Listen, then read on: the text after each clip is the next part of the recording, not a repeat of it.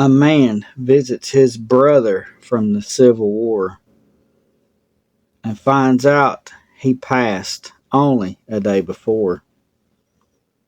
While mourning at his friend's side, he hears the voice of his friend call his name from behind him.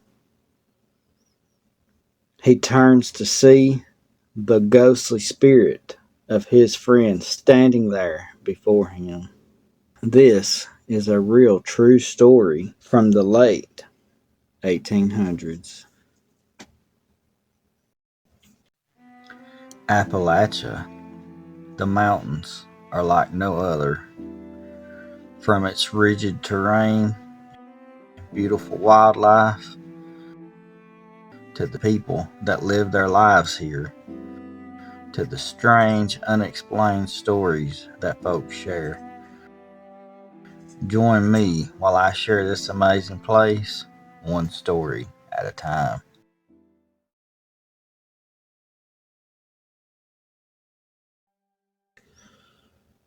War times, one of the most tragic times in history.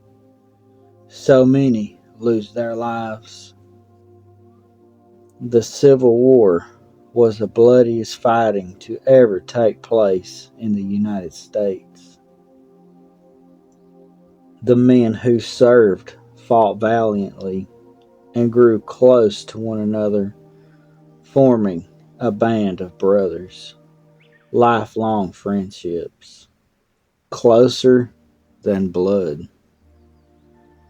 Oftentimes, once the war was over, the men who lived within reason of one another would get together and have a huge celebration.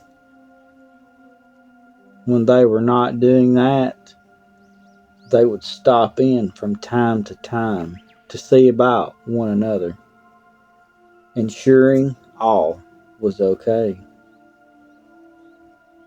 They did this till not one was left. Today's story is a submission from our awesome sister, Niecy Blair. Her great-grandpappy tells of his time after the war times, getting together with his brothers, except his story was a little different. One brother had passed without him knowing. When he arrived to see about his friend, there he lay on a viewing board long since past. But one thing happened that nearly startled him to his own death. My great-grandpappy had served time in military service during the war. He stayed close to all of his buddies that served in the war. Those that made it back, anyway. He and his war brothers all lived close enough that they could reach each other in a 3 to 4 hour horseback ride. That was the ones who lived out away from the community. There was the ones who lived close enough together that they could reach each other in about half an hour's time. They all got together as a group every 3 months and had a big meal together. Then in between times, they followed their own made-up schedule to check in on the others. This was when my great-grandpappy came from Hazard County, Kentucky. He and his brothers still all continued to get together and do horseback visits. Now my great-grandpappy and one particular man from his group of brothers were ever closer than the others, so they saw each other more than just the scheduled check-ins. They spent a whole lot of time together. During the planting season, they didn't get to see each other quite as often, So when planting time was over, Great Grandpappy's buddy didn't come riding over as he did many times. He waited until the next morning to ride out and go check on his friend. He said he was on his way to his best friend's house.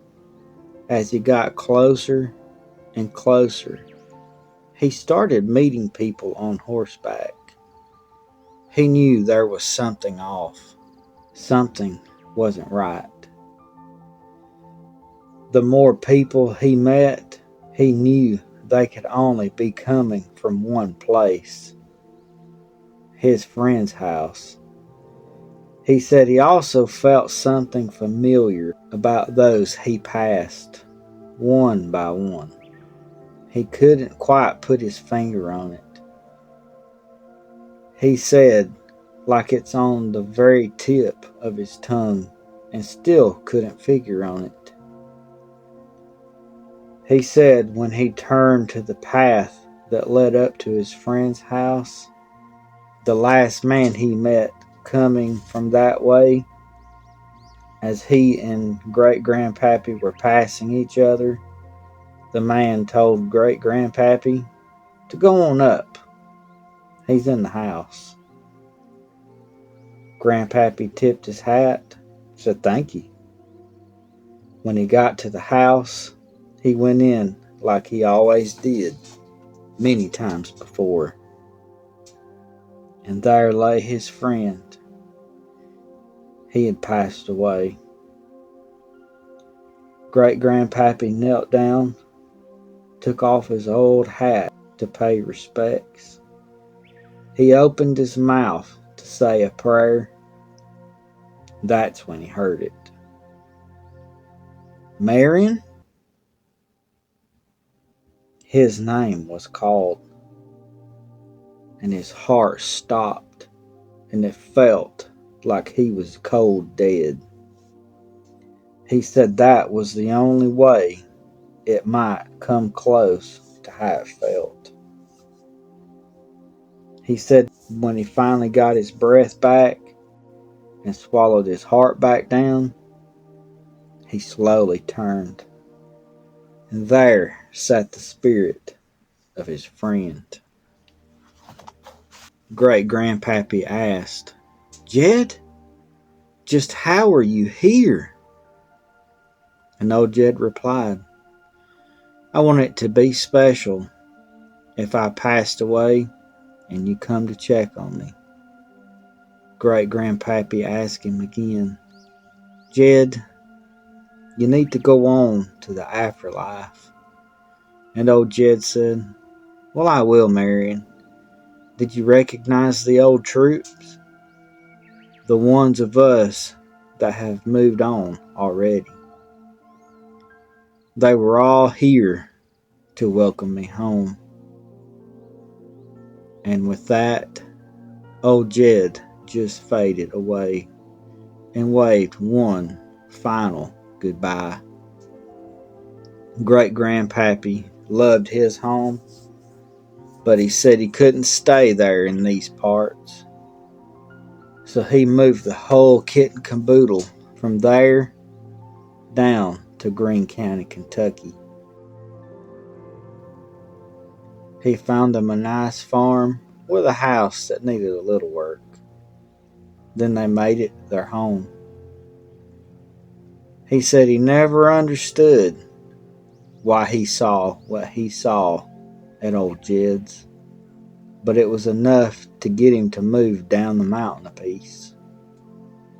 He never saw or told anything else like this. He told that old Jed nearly scared the life out of him, and he swore this to be the gospel truth. And Nisi goes on to say, I believe if anything like this happened again,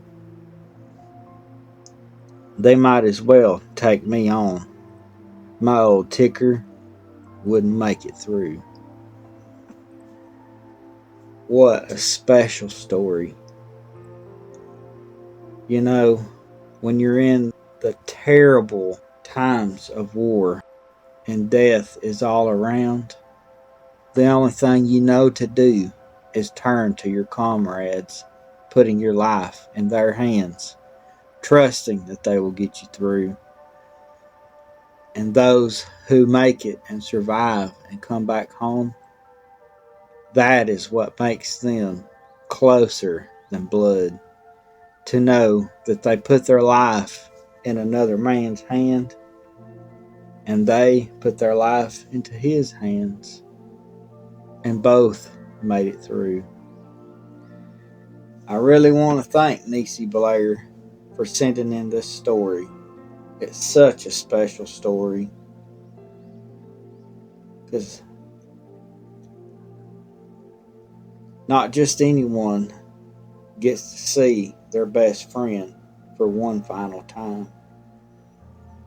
But not only did old Marion get to see his best friend Jed, but he got to see each one of his troop members on horseback as they made their way into heaven one by one. Well, I really appreciate her sending this. It really made my day to read it, and I really enjoyed getting to share it with you guys. Now, folks, I want to thank you for sitting and listening to this story from Miss Niecy Blair's great grandpappy. Appreciate y'all listening. I love you to pieces. And I'll see you next time.